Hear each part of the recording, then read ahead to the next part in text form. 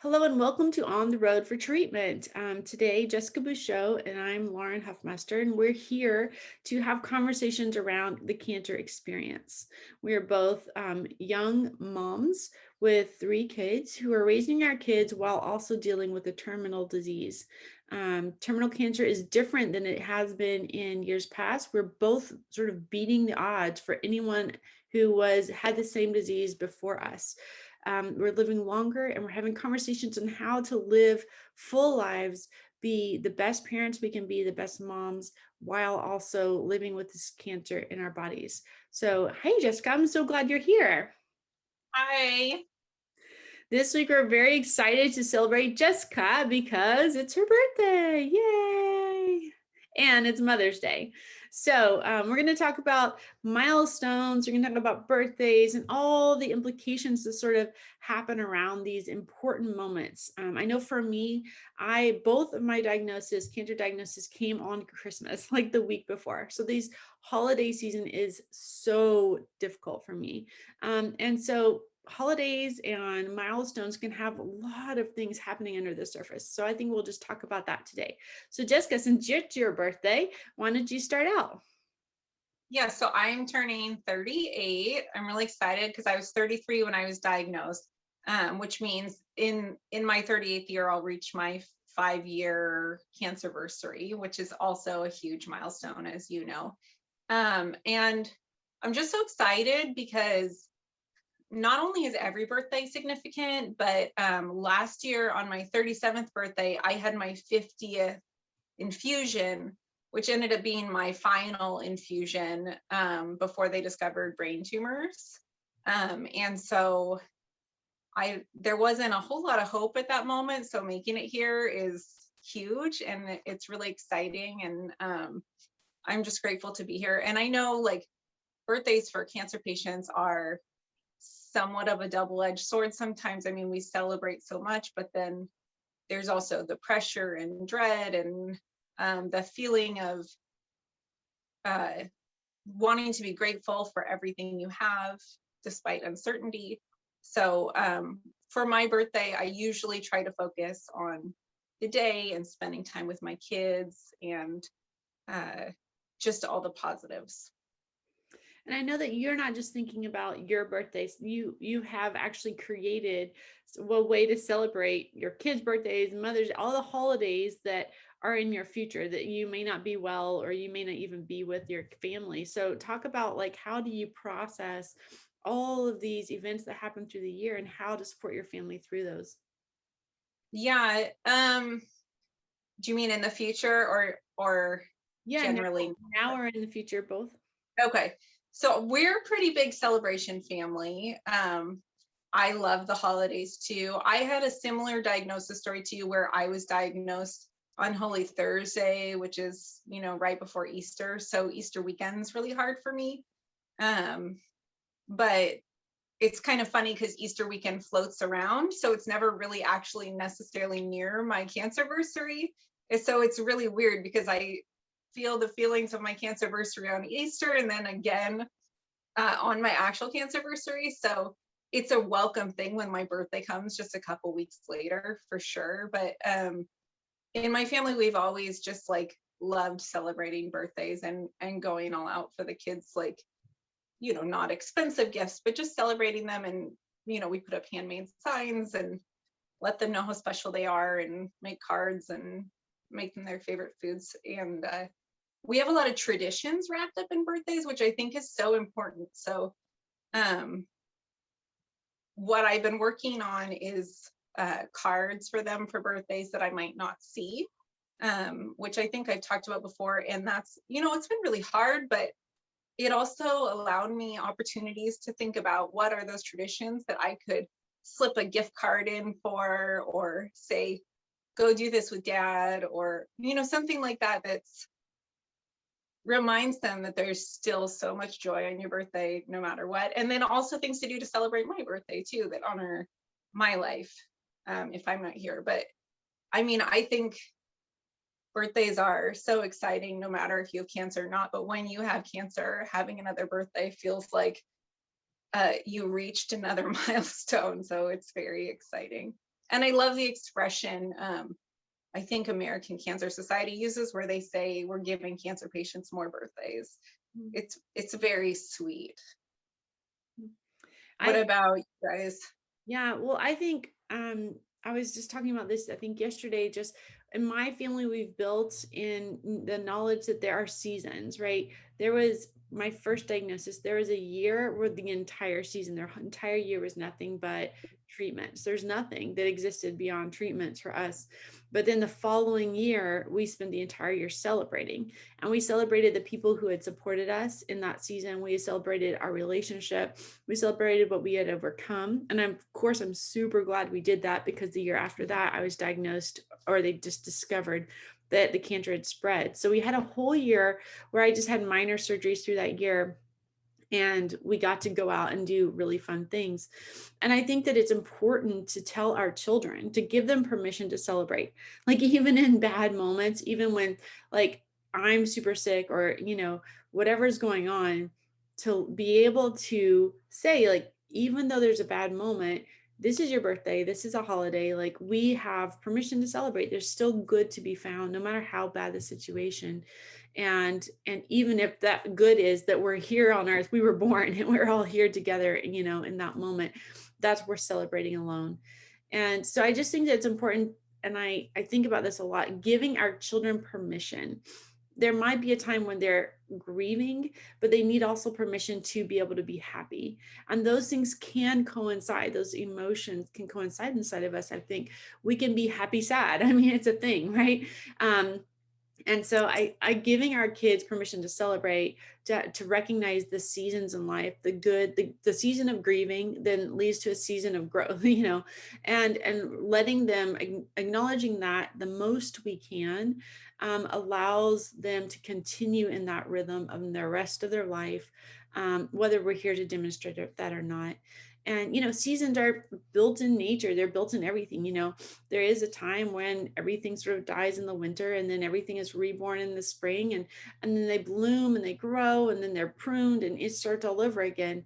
And so just acknowledging that with our kids, making sure they have our permission. And I think that that's really the most important thing. Is I don't want my kids to get to a moment in their life and say, like, oh, well, mom's not here, so maybe I shouldn't enjoy this, because I do have a lot of that in my own life. Like, definitely the year after I was diagnosed, I was stage 4. I didn't know if I could celebrate things. Like, I didn't know if I could be really, like, truly happy, like, let myself sort of step out of that grief for a second and just be happy for a minute.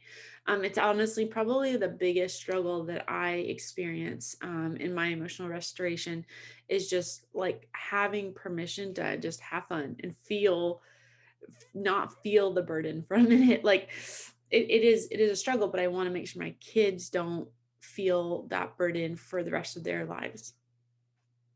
Yeah, it's interesting. I had a very similar timeline. My first year was spent, deep in treatment, and my second year started with actually missing my daughter's birthday because I was hospitalized for surgery, which was unfortunate. But I think, it was sort of an example of, like, life goes on, we can do this, and thank goodness for technology, we could communicate with her. Um, but then that year we were able to take a lot of time off from treatment, and I turned 35, so we had a huge party. We went backpacking as a family for the first time.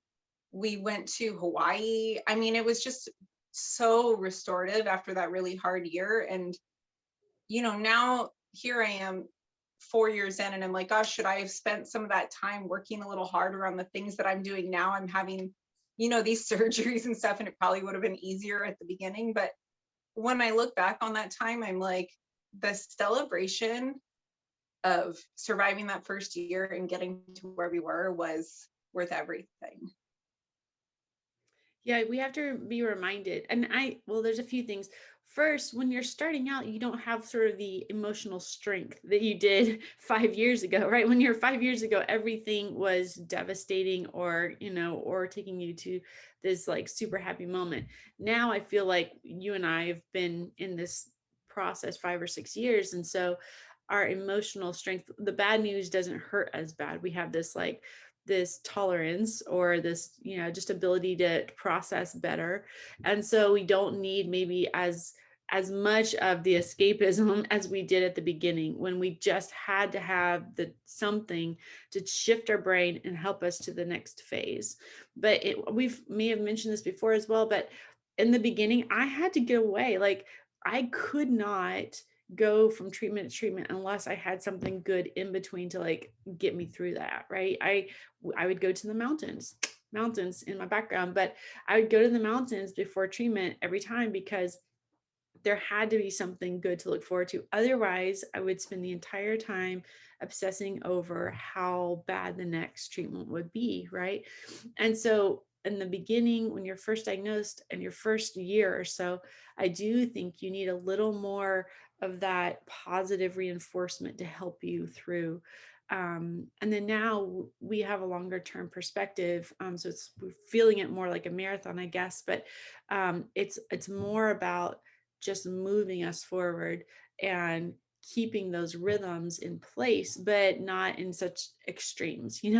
At first they were in pretty high highs and pretty low lows. And now we're just like, we were saying, we just have small family adventures. We do small rhythms every week to give us something to look forward to, but they don't have to be going to Hawaii every month just to get us to the next phase, because of our current level of strength and ability to handle the burden.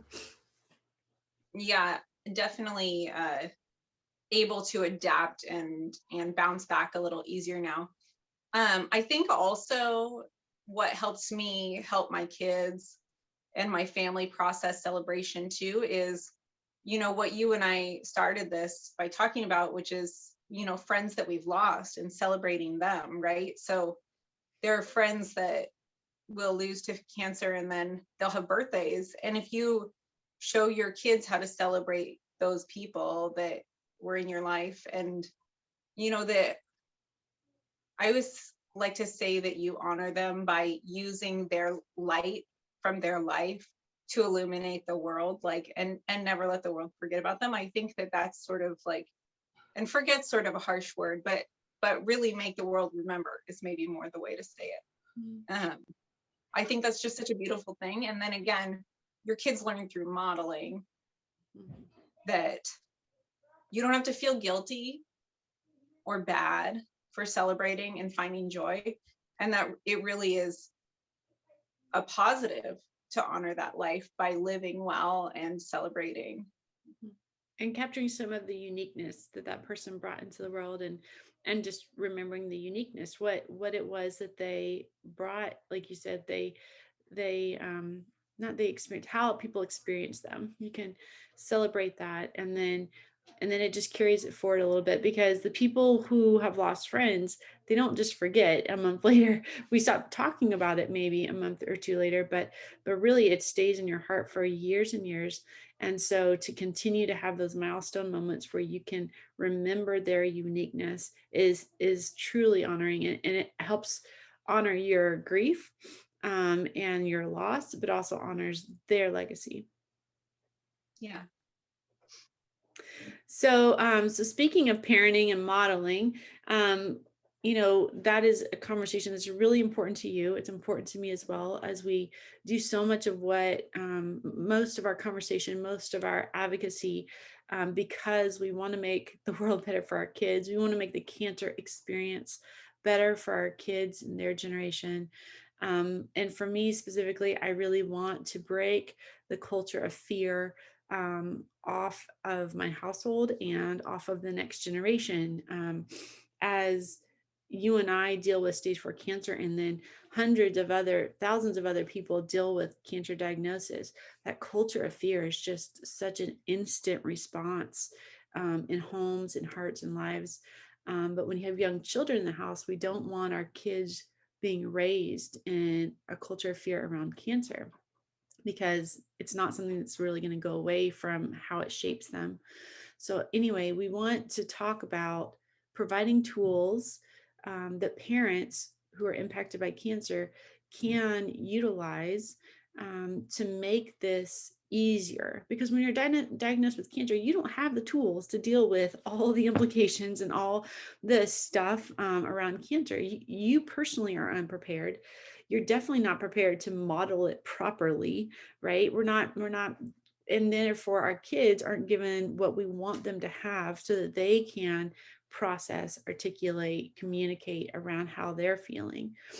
So part of adventure therapy's mission is to provide tools that help families restore their emotional health, their relationships after cancer diagnosis.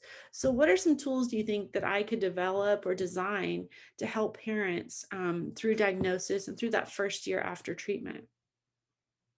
I mean, I think we've talked in the past about how physical challenges or physical obstacles, or even something like, going on a hike, I would consider that a physical challenge.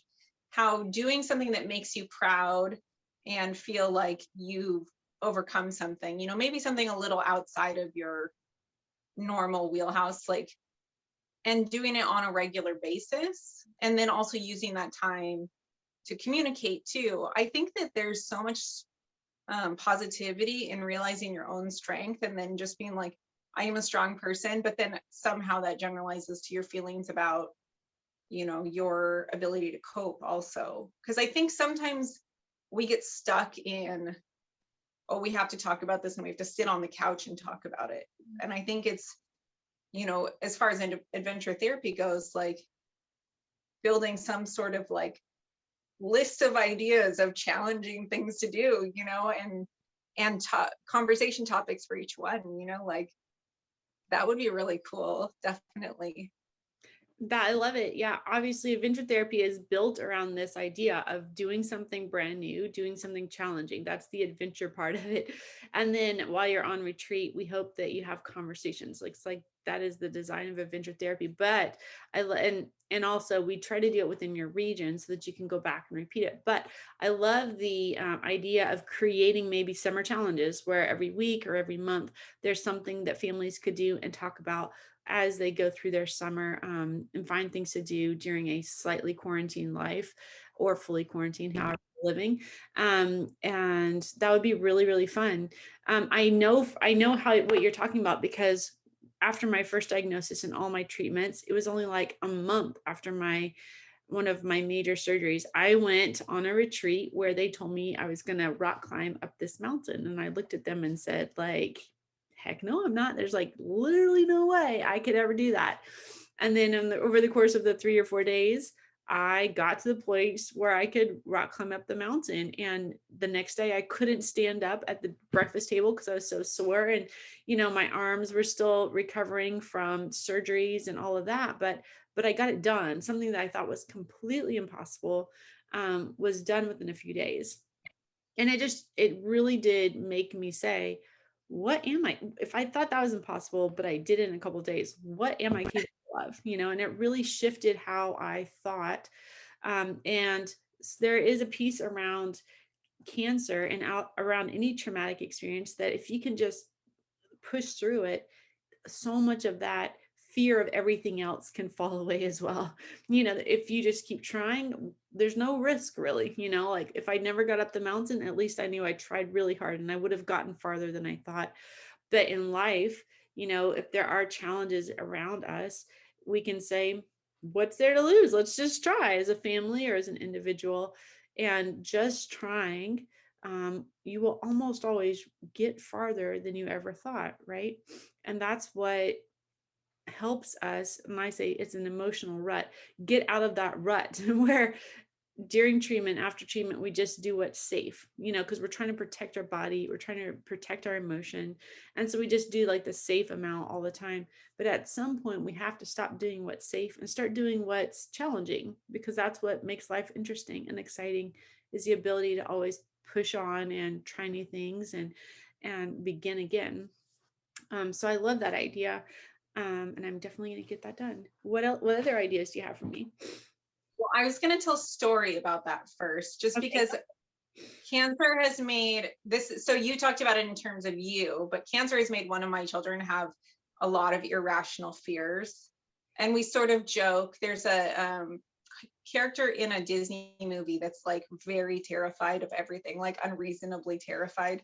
And so we sort of like joke, like, oh, you're being Tantor, like it's just like a funny thing. But we've been sort of trying to revisit those things that are terrifying right now a little bit at a time. And this week they said, okay, I'm ready to do it. We're going to go. They didn't want to go like in the creek, which is, like it's fine, but like we're going to do it. Like we got our rubber boots. We're going to go in the creek, and I just think it's so powerful. So it's really funny. But another thing that I have found so much joy in this year, and I think it's also so symbolic, is we planted a garden. And I love the idea around gardening means, what you plant now that you are planning to be here to see it. Like there's a lot of that, especially when you plant things like fruit trees and all that. But it also just brings so much daily joy to go out and look at what's growing and the new life, and it gives something to do that's very rhythmic and meditative almost, which is just like a healthy de-stressor to do as a family too, maybe. I don't know, like it's something around, like, of course, again, being outdoors and in nature. But it's also nurturing. You're nurturing something. Like your efforts, even if they're little every day, 5 minutes a day, are creating a result that keeps growing. I love gardening. I was actually thinking this morning, my daughter planted a strawberry patch, and there's all these strawberries, but the book said that I shouldn't let the strawberries grow this year, or at least until late summer, because if they fruit early on, they won't take root. And so you won't get fruit in the future, right? So instead, we're supposed to pick off all the fruit until late summer. And then, if they want to fruit later, but next year, they'll have spread, they'll have roots, they will be flourishing. And I was just thinking about that, how rarely we invest in something in order for a future that we may or may not see. You know what I mean? Just like you said, like we work, we toil, we water, we go out every day, we weed, and then we cut off the fruit that could be like the reward today.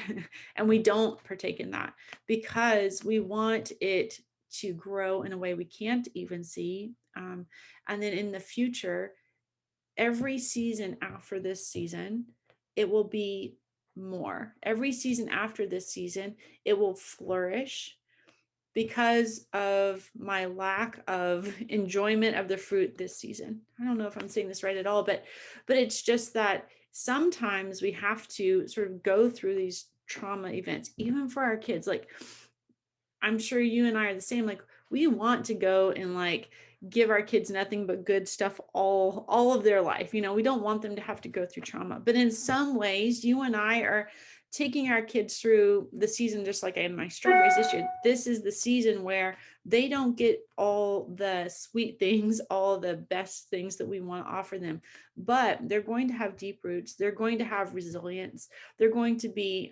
empathetic in a way that no other kids are. They're going to value things that other kids may not. And every season after this season will be more fruitful for them because we have led them, we have cultivated them, we've nourished them through these difficult seasons. So I was just thinking about that this morning, but gardening is wonderful. Planting a seed and trying to make it grow and loving it when you don't have any idea what's going on underneath or how it's happening, and just the mystery of it all is just so beautiful. Yeah. And not having the fear control you so bad to let that fruit grow this year, because you would be that would be a fear-based decision if you said, well, I'm going to grow it this year, because what if I don't see it next year? That'd be a fear-based decision, so like, and your kids might not know that now. Like there's definitely a lot of times where we do stuff and I'm like, wow, I might not see the outcome of this, like, and that's okay. But I don't have to tell them, but they will know eventually. And I think that will be so powerful. There's going to be a lot of things that they look back on as adults or, older kids, and no matter what the outcome is, and say, wow, my mom did that, even though there was a lot of uncertainty around it. And that teaches me, like, go for the job, or like push yourself beyond your limits, try a rock climbing, all those things that you don't know the outcome. It's not like we just have to do things that we're guaranteed to be good at. Yeah. I like to say that we are like working out, we're sort of practicing. Like if living in uncertainty was a muscle, we're like always practicing and working out that muscle, like with little things, so that when bigger things come along, we're a little stronger in that we already have a foundation. And then you can get to the medium things and it can build to bigger things, so that if a traumatic uncertainty comes into our life, we're like, as a family, we've already gone through little things. We know how that worked out. We've gone through medium things and we know how that worked out. So now we're gonna just all handle this huge uncertainty in our life, and know that we have the tools, that our relationship is strong enough, and no matter the outcome, we're gonna go through it together. Because uncertainty is, I mean, in our family as a parent, you and I know that the positive outcome isn't as important as the relationship that goes through it together. We can't control the outcome of what happens in our body with cancer very much. Like, you are doing 1,000 different things to make sure you're cultivating the best body to make the cancer die, right? I get that part, but ultimately it's out of your control in some aspects. But your relationships are not. Your relationships are something you can continue to invest in. Your relationships are something you can continue to create strength in, so that when if your cancer grows or it shrinks, it doesn't really matter, because your relationship remains stable. Your relationship wasn't based on a positive outcome. I guess that's what I'm trying to say. Your relationship is strong whether you have a negative outcome or positive. Your kids know that you are the same. Your relationship with them is the same, and that is something that's going to be their foundation. And that's why we don't want to build our kids' expectation on what's out of our control. We want to build their expectation on things that will remain the same, like our love for them, like our relationship, like the just ultimate truths, not things that are circumstantial. I think, your relationship with them, and then also teaching them about their relationship with others too, and uh, that goes back to the, like, it's okay to find joy thing. Like, there, you can talk to other people too, and whether that's their other parent or a grandparent or a friend or a trusted relative, something like that, that there's, everyone is here to support them in the same way, and make sure that you're on the same page, and that it's okay to have the feelings about cancer, but that they're, again, not tied to the outcome. It's strength based and hope based, I guess, really. Yeah. And again, this is why it's so important for an organization, or for the tools to be given for multi-generational relationships, right? Around cancer. Because if as a patient, I'm the only one being invested in, and I have a bad outcome, well, who is like properly trained and has the tools to manage the children to help them through it? Like, we need to invest in my parents, we need to invest in my husband, we need to invest in the people around us, so that the children have someone to turn to, who have the tools to deal with the circumstances, whether good or bad, and can lead the children forward. um, these stresses, these stresses in the kid's life, in some research shows that the childhood stresses lead to chronic disease. Well, we want to eliminate that. We're trying to break this cycle, right? We're trying to break the cycle of cancer off of our family with us. And so if we can create resources where my parents, my sister, my in-laws, all everybody has some tools, some level of empathy that they can reinvest in my children. Well, that trauma will be minimized, and therefore cancer's cycle in our lives will also be minimized. Yeah, and I think it's important to clarify that like eliminating or reducing stress in your children's life doesn't mean not telling them about your Oh, cancer. yeah. You know, it's just uh, teaching them, you know, that life isn't perfect and things happen, and here are some coping strategies, and here's who's here to support you, and I love you so much, and this is an open dialogue forever. Definitely, yeah. In no way, the idea of not telling our kids about cancer, or how it's impacting us, it sounds good at the beginning because we don't know what to say yet, but it creates a frailty, right? Cancer becomes so much of a part of who we are that if we don't let our kids into that world inside of us, then we create this frail relationship, and it actually creates mistrust because your kids know that something's going on that you're just not even talking about. So we have to, and I understand if there's a season where you have to process yourself, but over time you have to be honest with your children because it lets them know that even in bad situations, people will be honest with them. People trust them enough. They see their strength enough that they can be trusted with even difficult conversations, with difficult information. And that level of trust actually cultivates confidence in them and in future relationships. Whereas when we withhold information, children know that as well, and they grow up and they have this mistrust. When things get hard, you're just not going to talk to me about it, right? As they become adults, they carry these relationships, how these were formed, into their adult lives, and they have to overcome that in the future. So it's much better, even if it doesn't feel good, to have these honest conversations with their kids.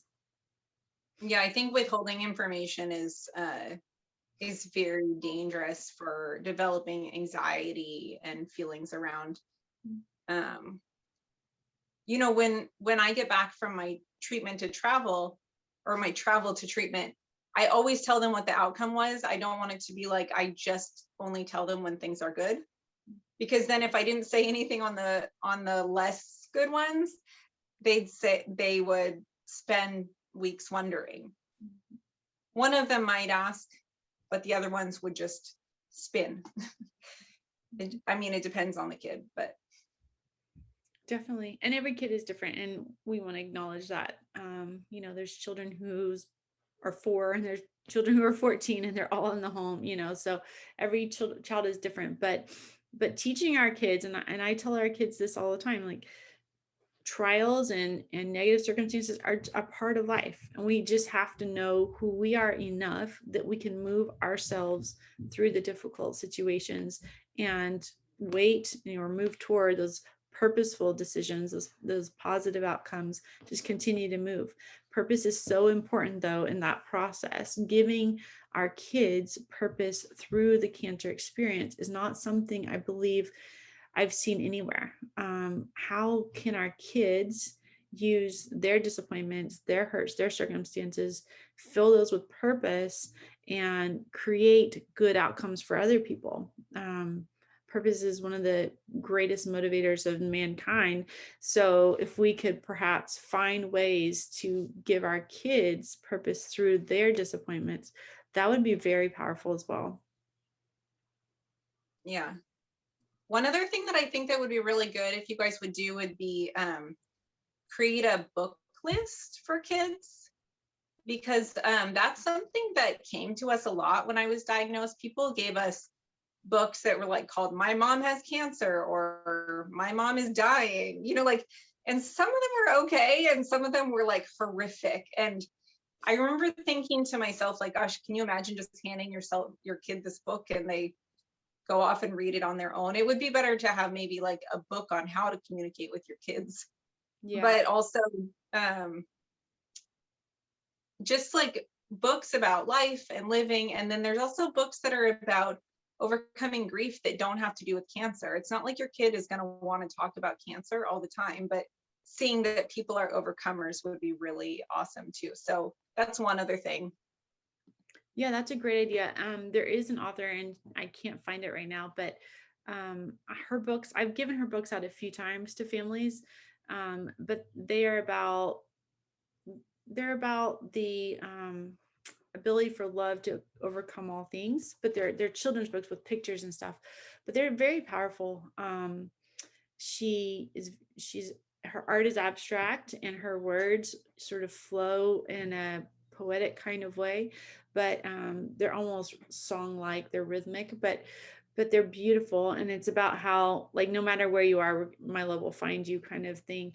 And how that should give you strength. Even if you don't see me, it'll give you strength, and you can remember its impact, and that will move you forward. And so yeah, I'll make a list. I'll create a book list. I agree with you. I went to the Stanford Library and read like 20 books for kids on cancer, and I thought every one of them was like the worst book I'd ever read.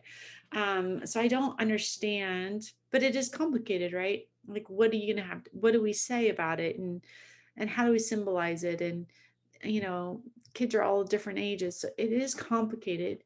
I've tried myself to create a good metaphor that we could process with kids, and turn that into something, but I've failed as well. So, but that's a good idea. I'm gonna think about that and put that together. Found a few I'll send you to. Okay, that's More like chapter books that are just about living beyond grief, and or grief making you better, maybe. I like that. Yeah, I'm reading right now Man's Search for Meaning by Viktor Frankl, who was um, a survivor of World War II, and he was in a concentration camp. And it is important. I don't love all the cancer books where I like write a story about me and tell you all the things that I went through. Some people do. They love it because it shows rhythms that you're going through as well, and you like just walking through it with other people. I don't like it so much, but I like looking at bigger picture, like how did this change someone? How does trauma change someone, and how can it possibly change you for the better? And that's what this book is about, and it's really very insightful. I don't know that I want to compare our experience with cancer to someone who's in a concentration camp, but the trauma, the way you move yourself forward closer to trauma all the time, because every treatment, as we mentioned before, can lead you closer to a traumatic experience, yet you have to keep going there, right? And so the book, I think, is very insightful in that ways and teaches a lot. And he was a psychiatrist when he went into the camp, so he was sort of analyzing everything along the way. So it's good for adults too, just to have different perspectives on trauma and these circumstances that are beyond our control, but also find ways that help you move in a way that gives you meaning and purpose, and helps you move with strength, right?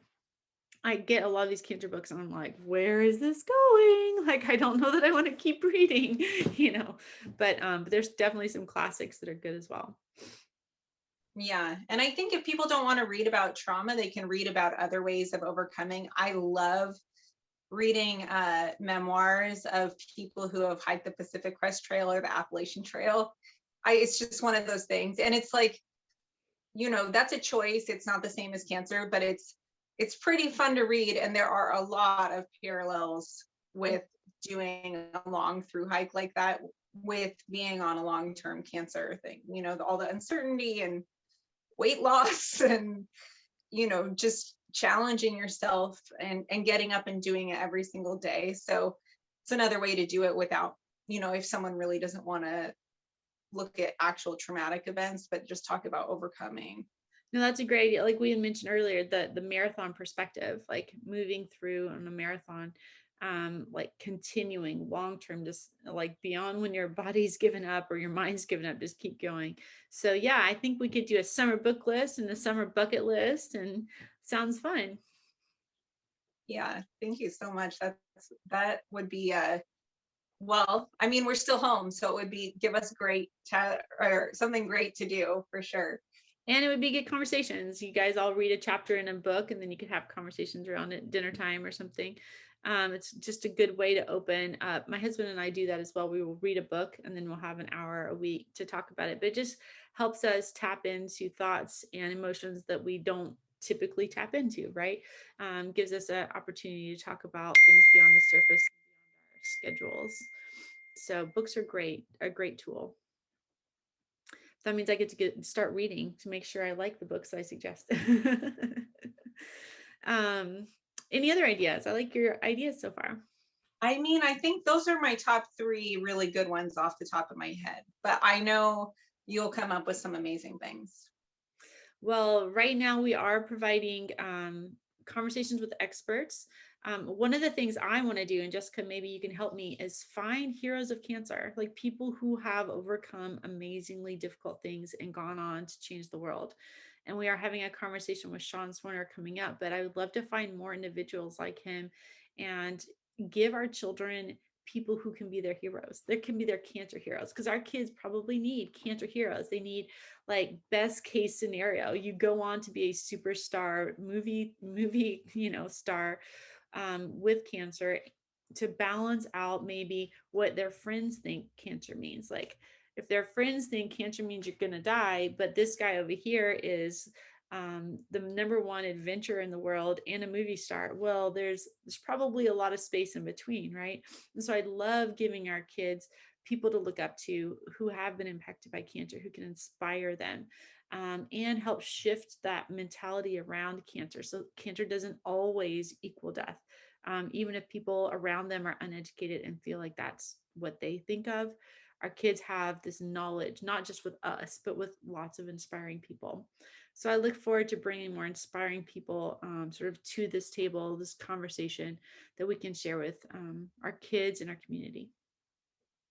Yeah, and I think it's cool that you're doing someone who's sort of an athlete too, like I think it's really cool, especially for kids, to see someone who physically has done something very strong after going through cancer. Because I think seeing your parent weak or frail looking, during treatment or after surgeries or during hard parts, it's really good to see and say to yourself, wow, that person had cancer and look how strong they are now. Mhm. Yeah, his story is very interesting as well, because doctors told him two different times with two different cancers he wouldn't live a month, or in one time he wouldn't live a week. So even if you get to that lowest point where doctors are giving up on you, it doesn't necessarily mean it's the end. There's something inside of him that turned it all around and moved him forward. And also he talks about how, like, he just doesn't even remember years of his life because all he did was treatment, right? And his body's sort of blocked those memories out. And I think that's good for our kids to know too, that like you said, someone who's a superstar athlete who has done physically things that no other person on earth has ever done, had years of his life all he did was treatment, crazy surgeries, his scars, all of these things. And that it just makes the kids realize the scars don't define you, your surgeries don't define you. Your year of treatment is just a season. There are other seasons that will come, and what are we going to do in those seasons? So finding more of these stories is really going to be a powerful tool for parenting and for our kids to grow and find mentors along the way. Yeah, we're coming to that one, so I'm looking forward to it. I am too. I'm super excited. um well, Jessica, I think today was a great conversation. And even if people don't follow me on social media, which you probably should, they can come up with their own reading list, they can come up with their own bucket list. There's a lot of good ideas in here for us as we start to think about the summer months, and how we can model good practices for our kids in and through any kind of difficult circumstance. So thank you for your conversation today. And join us next time on the Road for Treatment. Follow us on YouTube so you'll get alerts when we post new videos. But thank you for being part of the conversation today. Bye. Bye.